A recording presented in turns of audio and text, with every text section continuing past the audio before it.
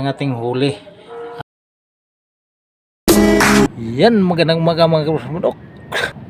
Sa magang ito mga kapamers, dito tayo sa laot. Medyo masaya tayo mga kapamers. Kasi niswerte tayo kahit ngayong umaga mga kapamers, magmaliwanag na mga kapamers, nakahuli tayo ng isang piraso na Nice. liwit na malaki mga kapamers, mga sobra 1 kilo, isang piraso. So isang piraso lang mga kapamers. So yung kagabi mga kapamers, mayroon tayong huli din kagabi. So hindi natin ma-videohan mga kapamers dahil madilim. So mamaya ipakita ko lang mamaya kapamers. Sundan nyo mamaya. So ito yung huli, ipakita ko ngayon mga kapamers. Yung huli ngayong mag-umaga mga kapamers. Ito. So yan mga kapamers. So ayun, magmaliwanag na mga kapamers. So 1 kilo lang ito, so mahigit 1 kilo na ito mga kapamers.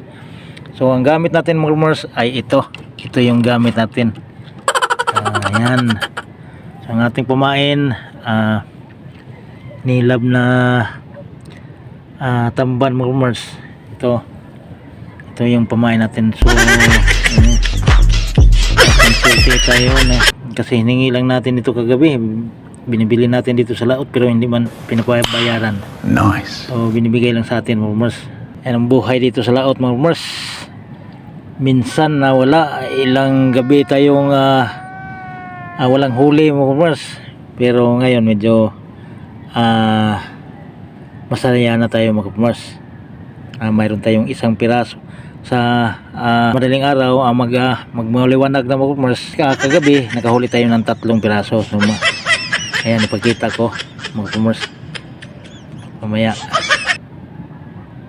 Makikita nyo, halos din na ganito din mga kapamers. At yung sa 3 piraso, 2 piraso na mahigit din 1 kilo, no? Yung 2 piraso at saka yung isang piraso ay 3/4. So maraming salamat mga kapamers sa biyaya na ating natanggap ngayong umagang ito mga kapamers. Sa buong gabi mga kapamers, nakatanggap tayo ng pang-ulam, libre ulam na mga kapamers. Tiyaga lang, enjoy lang dito sa laot, para makalibre tayo ng ulam dahil sa sobrang mahal ng ating bilihin mga kapamers. Yung ating isda, malapit lang niya tayo sa tabi, hindi tayo gaano pukan, pero malalim na dito mga kapamers. Okay, a few moments later. so yun mga kapamers, ang ating huli. Malaking tulong na yan mga kapamers, kasi medyo malalaki mga kapamers. Libre ulam na talaga, no? So kung wala tayong bigas mga kapamers, makabili natin ng bigas kasi sobrang mahal ang bawat kilo yan mga kapamers dito sa amin. 250 mga kapamers ang bawat kilo sa amin. So kung wala tayong bigas,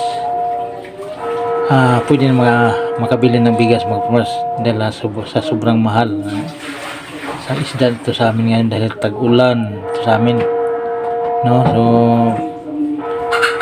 mayroon man tayong bigas mga kapamers, siyempre libre ulam na mga kapamers. Ang problema yung walang bigas, ibinta mo yan, so wala ka ring ulam mga kapamers. Mahirap mga kapamers, diba?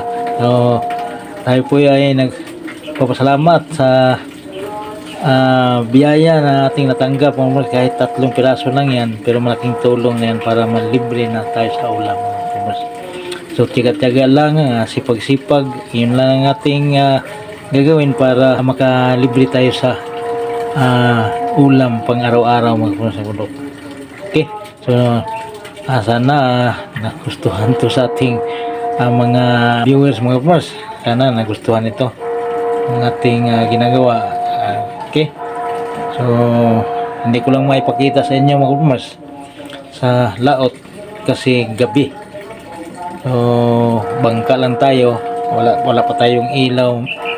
Mayroon tayong ilaw maliit pero wala pa rin, pangit talaga mga kapamers. Hindi clear ang kuha ng video sa gabi, no? Ibig sabihin mga kapamers, hindi ko na dinadala yung cellphone kasi baka matuluyan yung ating cellphone dahil panay ang ulan, so masira patuloy na wala na mas lalo, no? Dito lang pagdating sa bahay ngayon, karating lang natin mga pumers. So lahat naman doon sa mga kasamahan ko ng mga bangka mga pumers ay mayroong isa, may dalawa, ganyan, tatlo. So walang nakahuli mga pumers sa higit sa apat mga pumers. May apat, tatlo, ganyan lang mga pumers yung ibang nating mga kasamahan. So higit sa apat walang nakahuli mga pumers namin. Pero okay na rin, sabi nila kahit dalawa, tatlo, pwede na rin makabili ng bigas mga pumers. Okay, so maraming salamat. Sana nagustuhan nyo ating video mga pumers. Pakibigay ng isang like dyan mga pumers kung nagustuhan nyo. Kung bago ka lang sa ating bahay mga pumers, pakipindot yung ating subscribe button dyan. Hindi mong makikita ang ating mga video, dagat man sa bukid, ay mag-notify mga pumers. So maraming salamat. Bye bye.